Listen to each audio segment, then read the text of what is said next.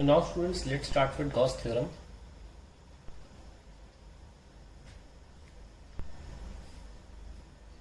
Gauss theorem आया क्यों, ये भी जानना जरूरी है। गॉस थ्योरम अच्छा कॉन्सेप्ट है और mainly it is a mathematical tool it is a mathematical tool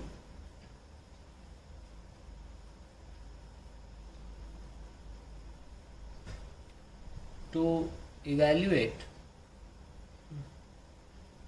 electric field easily in cases of symmetry in charge configuration.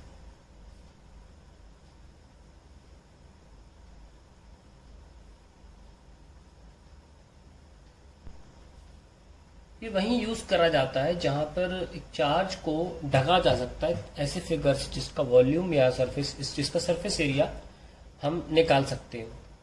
Complex cases में हमें इंटीग्रेशन की मदद से, कूलम लॉ की मदद से ही करना पड़ता है। पर गॉस थ्योरम का एक और बहुत बड़ा फायदा है। एक तो ये पॉइंट चार्ज से आगे, पॉइंट चार्ज पे जैसे कूलम लॉ की लिमिटेशन है वो पॉइंट चार्ज पे ही लगाया जा सकता है, उस लिमिटेशन को ये पार कर देता है। और दूसरी बात, कूलम्स लॉ सिर्फ स्टैटिक चार्जेस पर ही एप्लीकेबल है और गॉस थ्योरम मूविंग चार्जेस पे भी लग जाता है, इसीलिए गॉस थ्योरम ज़्यादा जनरल है। बट इसकी सबसे बड़ी प्रॉब्लम ये है कि ये कॉम्प्लेक्स केसेस में नहीं लगा जा सकता और जहाँ पर एक सिमेट्रिक फिगर चार्ज को एनक्लोज ना कर सके, क्योंकि after all Gauss theorem is all about an enclose surface, मतलब सरफेस एनक्लोजिंग अ चार्ज। तो अब इसको हम कूलम्स लॉ से प्रूफ कर लेते हैं। Proof of Gauss theorem.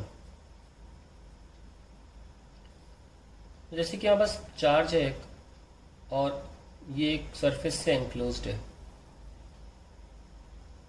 Suppose sphere. तो ये एक छोटा सा सरफेस मैंने ले लिया है इस स्फीयर में, जहां से इस चार्ज का फ्लक्स बाहर निकल पा रहा है। फ्लक्स हम ऑलरेडी बोल चुके हैं कि flux is a quantity proportional to number of field lines.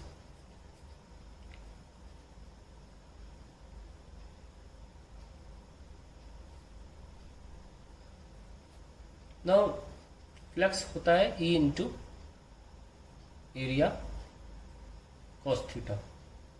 पर देख सकते हैं कि ये सरफेस बहुत कम छोटा है ना। और हम इसको स्फीयर लिए हैं तो स्फीयर तो हमेशा सरफेस को 90 डिग्री पे भेजता है। तो छोटा सा हम फ्लक्स की बात करें और छोटे से एरिया की बात कर रहे हैं तो ds ले लिया, और एरिया का वेक्टर भी यही है ds, और हमारी इलेक्ट्रिक फील्ड भी इस तरफ ही आ रही है, तो दोनों के बीच में एंगल 0, तो cos 0, तो d फाई आ जाएगा E ds। ना अगर हम यहाँ की बात करें,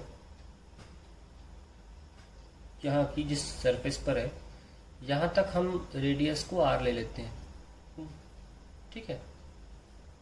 सो D phi is equals to K Q upon surface तक r square into D S. So overall flux कैसे निकाला जाएगा वो हम पूरे सरफेस पे इंटीग्रेट करके निकाल लेंगे। तो देखो k तो कांस्टेंट है, q भी कांस्टेंट है और अब r भी हमने फिक्स कर दिया। सो ds पे लगेगा इंटीग्रेशन। अब एक स्फीयर के लिए सरफेस का इंटीग्रेशन करोगे एरिया में तो क्या आएगा, एरिया ऑफ द स्फीयर, और ये कैंसिल हो गया। Also we know that k is 1/4 pi epsilon, और यहाँ पे 4 पाई q है, तो 4 पाई से 4 पाई कैंसिल, तो we have q by epsilon.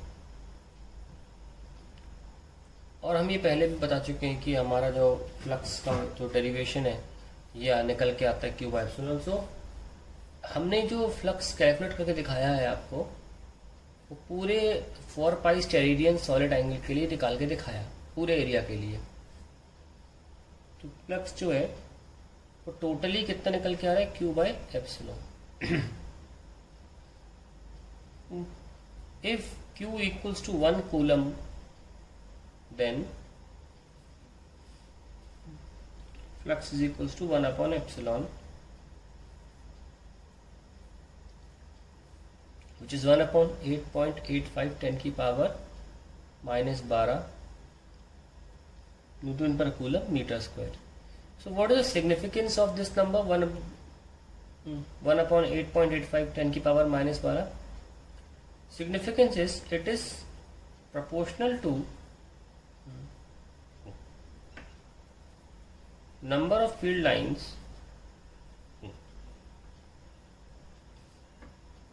corresponding to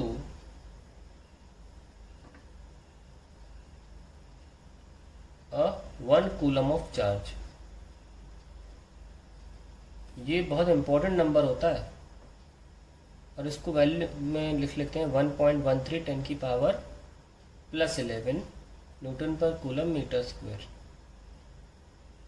तो हमने फ्लक्स के बारे में बता दिया और इसको अंग्रेजी में लिख लेते हैं गॉस थ्योरम को। ये गॉस थ्योरम क्या कह रहा है?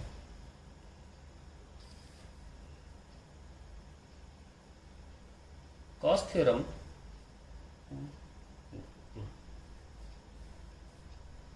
it states that the amount of flux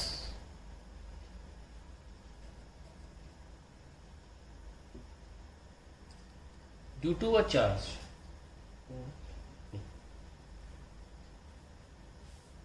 is proportional to the magnitude of charge. Magnitude of charge in a given medium. Mathematically,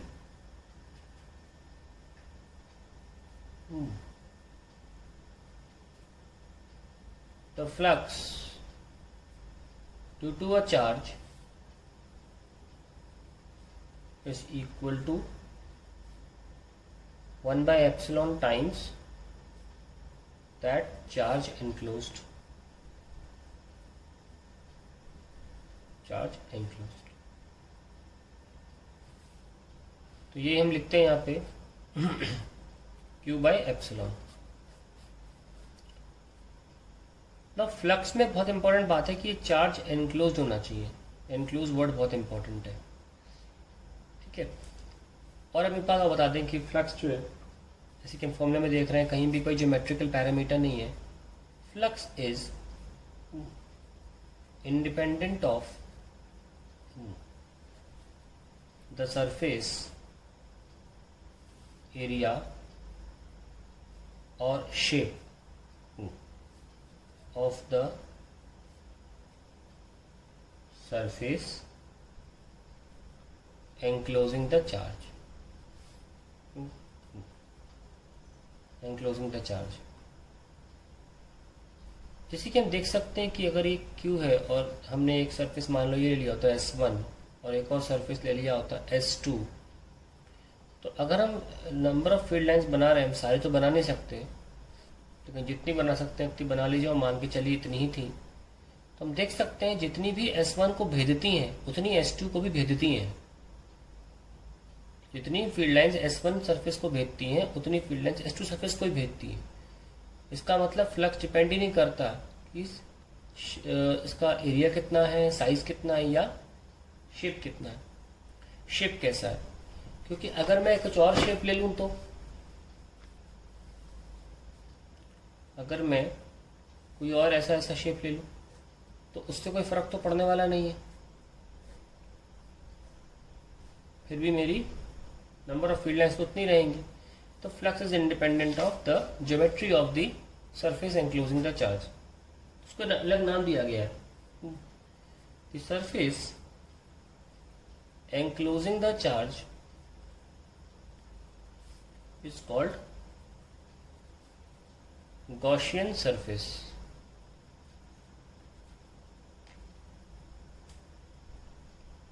and आसान भाषा में लिख सकते हैं, अलग भाषा में, that the total flux is independent of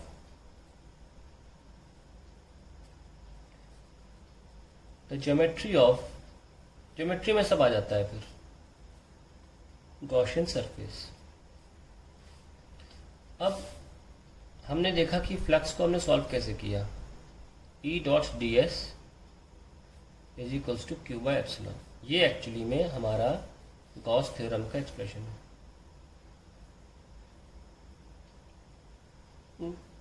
इसमें बात ध्यान रखें कि जो गॉस थ्योरम है उसमें जो सरफेस से एंक्लोज करते हैं, चार्ज केवल एंक्लोज्ड होगा, charge which are enclosed by the surface,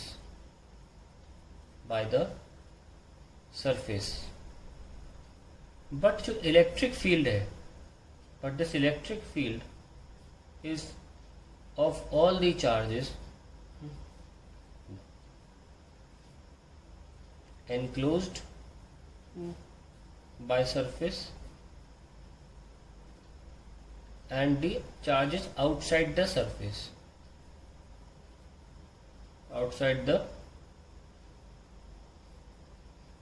surface हम सब लेते हैं, लेकिन गॉस थ्योरम बनाया ऐसे गया है कि अपने आप ही ऑटोमेटिकली वो फ्लक्स काउंट ही नहीं होता जो बाहर के चार्जेस की वजह से, जैसे कि मान लीजिए क्यू है और एक कोई रैंडम सरफेस को ढके हुए। देख लीजिए, आप खुद बताइए कि आप फ्लक्स कैसे कैलकुलेट करेंगे। सपोज ये क्यू आ गया और बाहर एक और चार्ज है, तो ये क्यू एस है और सपोज ये Q1 नाम का चार्ज है कुछ। तो अब हमारे पास जो इलेक्ट्रिक फील्ड है वो इसकी वजह से भी है और इसकी वजह से भी है। अब देखना, इसकी वजह से फील्ड लाइन अंदर जा रही है, ये मान लीजिए इस खिड़की के रास्ते ये अंदर गई और इस खिड़की के रास्ते ये बाहर चली गई। ऐसा नो, ये यहाँ से भी ले जा सकते हो, इस खिड़की के रास्ते अंदर गई और दूसरी खिड़की के रास्ते बाहर चली गई। तो इस सरफेस में इस चार्ज की वजह से कोई फ्लक्स है कि नहीं है भाई, जितनी फील्ड लाइंस अंदर जाएंगी उतनी बाहर चली जाएंगी। तो इस चार्ज की वजह से इस सरफेस के थ्रू नेट फ्लक्स तो जीरो हो गया। The total number of field lines due to Q1 is 0 through the surface। इसीलिए हम इलेक्ट्रिक फील्ड भले इसकी ले लें, पर इस सरफेस के लिए number of field lines net zero ही आ जाता है, जितनी आई उतनी चली गई। इसलिए भी only have the charges enclosed by the surface, whereas the charge ये जो अंदर चार्ज है, ये देखो ये बाहर जा रहा है, अंदर लौट के नहीं आ रहा, तो नेट फ्लक्स कभी भी जीरो नहीं होता। जो चार्जेस अंदर बंद है उनकी वजह से फ्लक्स कभी जीरो नहीं होता, ये सारे काउंट होते हैं। That is the reason we say that electric field of the outside region is also counted. However in case of Gauss theorem वो अपने भी कैंसिल आउट हो जाते हैं।